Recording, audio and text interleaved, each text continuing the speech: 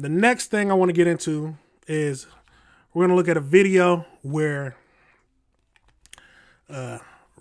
landowner, landlord who owns the building is talking about how this woman owes 3 years of back rent. And that comes up to $60,000. Now let's watch a little bit of this and let's get into it.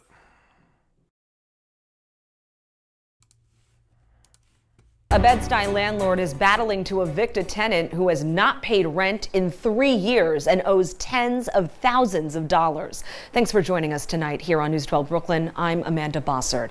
News 12's Daniela Rodriguez spoke with that landlord exclusively about the toll that this has taken on him and his family. I'm gonna make them so scared to come out this building. Words from a tenant who owes nearly $60,000 in back rent over the course of 3 years. I'm trying to do the right thing, trying to go to the right channel, like within the law.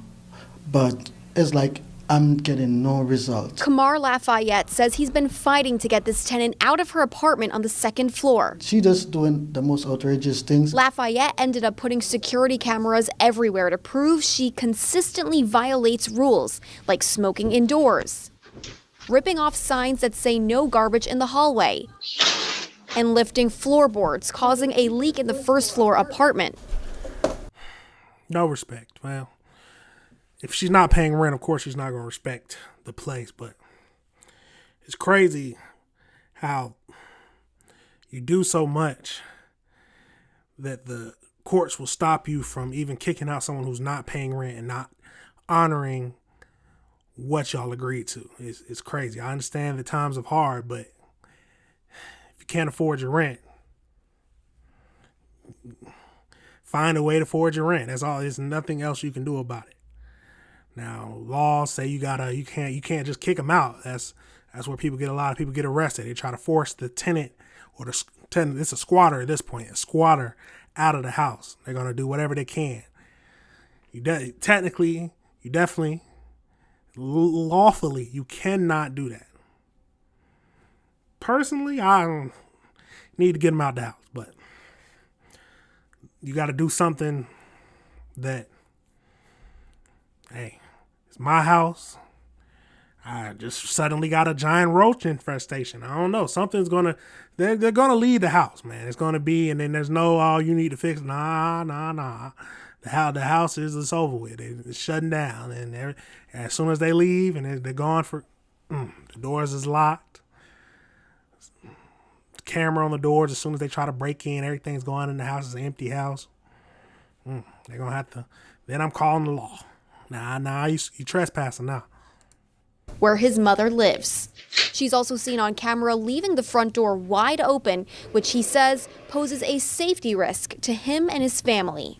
She does One not of the care tenant's at all. children answered the door, and when I asked for the tenant herself, "You don't have anything to say?" she said, No. 10 minutes after I knocked on the door, the cops showed up. Lafayette says this situation is hurting his family, and all he wants is justice for landlords. My mortgage is crazy. I can't go to the bank and tell the bank that I can't pay my mortgage. Now, you definitely can't. You cannot. The bank is going to look at you like you're crazy. Well, your mortgage, you got to pay it. If your tenants ain't paying, you got to pay it. That is, cannot do it, man. Is what the people raise their... Now, that is basically it for that video. I know during the COVID pandemic, a lot of landlords were up in arms because they legally could not evict the tenants. It was basically an eviction freeze. If I'm saying this right now, if I'm wrong, always feel free to correct me.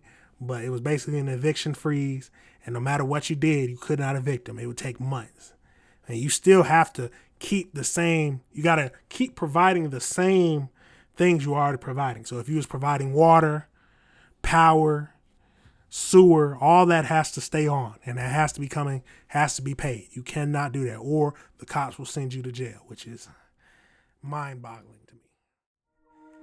All right, everybody, remember this is AC Reviews the Word. Remember to like and subscribe.